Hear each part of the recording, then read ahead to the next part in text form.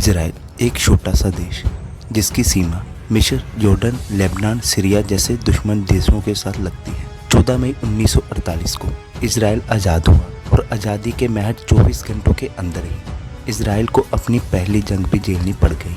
क्यों और कैसे, इसके बारे में वीडियो में आगे डिटेल से बात करेंगे।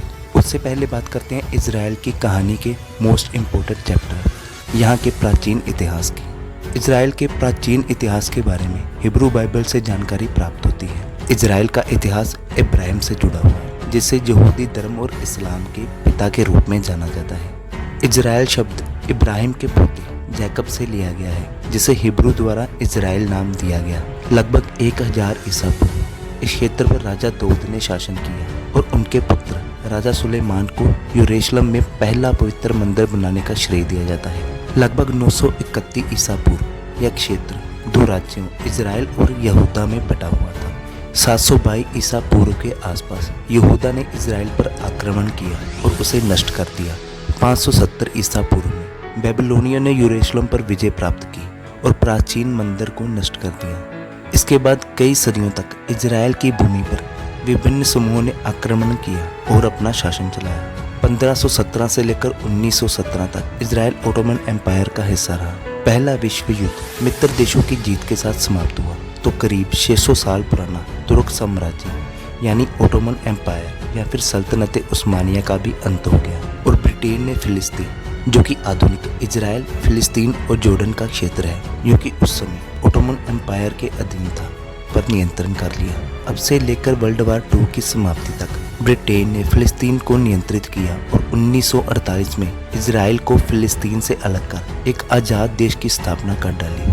दोस्तों, यह तो थी कहानी इजराइल के प्राचीन काल से लेकर आज़ादी तक के सफर की, लेकिन इससे भी इंटरेस्टिंग कहानियाँ यहूदियों और अरब के बीच के संघर्ष की। यहूदियों और अरबों के बीच तनाव हमेशा से रहा है। दोनों समूहों के बीच दुश्मनी प्राचीन काल से चली आ रही है। दोनों समूहों का पवित्र स्थल यरूशलेम में स्थित है, जो संघर्ष का मुख्य कारण है। यहूदी और मुसलमान दोनों ही यरूशलेम शहर को पवित्र मानते हैं।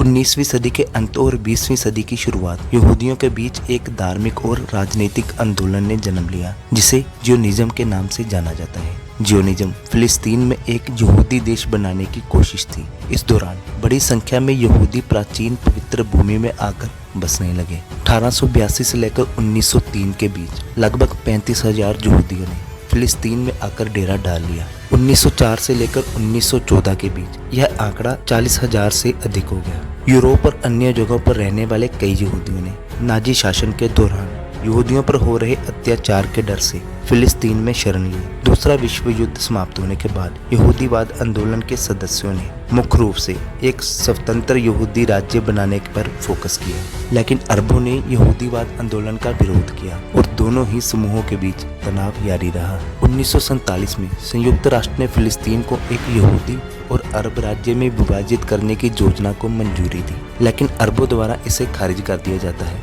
और फिर अगले ही साल मई 1948 में यहूदी एजेंसी के प्रमुख डेविड बेन गुरियन को इजराइल का पहला पीएम डिक्लेयर करने के साथ ही इजराइल को एक स्वतंत्र राज्य घोषित कर दिया जाता है। यह ऐतिहासिक घटना यहूदियों के लिए एक जीत प्रतीत हुई, लेकिन इस जीत से अरब इजराइल के रिश्ते, जो कि सदियों से हिंसक थे, आगे चलकर और भी बिगड़ने वाले थे। एक स्वतंत्र इजराइल की घोषणा के बाद 5 अरब राष्ट्रों मिस्र, जॉर्डन, इराक, सीरिया और लेबनान ने तुरंत इजराइल पर हमला बोल दिया, जिसे 1948 के अरब इजराइल युद्ध के रूप में जाना जाने लगा।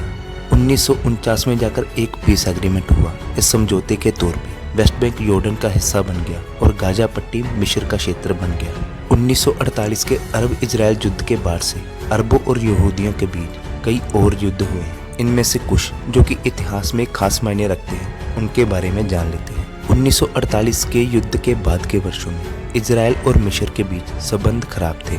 1956 में ब्रिटेन और फ्रेंच सेनाओं की मदद से इजराइल ने सिनाई प्रायद्वीप पर हमला किया और स्वेज नहर को वापस ले लिया, जो कि एक महत्वपूर्ण समुद्री जल मार्ग है और लाल सागर को भूमर सागर से जोड़ता है। अरब इजराइल के बीच हुआ मोस्ट फेमस और मोस्ट इम्पोर्टेंट युद्ध 6 डेज वॉर एक आश्चर्यजनक हमले के रूप में शुरू हुआ। 1967 में इजराइल ने मिस्र, जॉर्डन और सीरिया को 6 दिनों में हरा दिया। 1982 में इजराइल ने लेबनान पर आक्रमण किया और फिलिस्तीन मुक्ति संगठन को बेदखल कर दिया। 2006 में इजराइल लेबनान में एक शिया इस्लामिक आतंकवादी समूह हिजबुल्लाह के साथ युद्ध किया।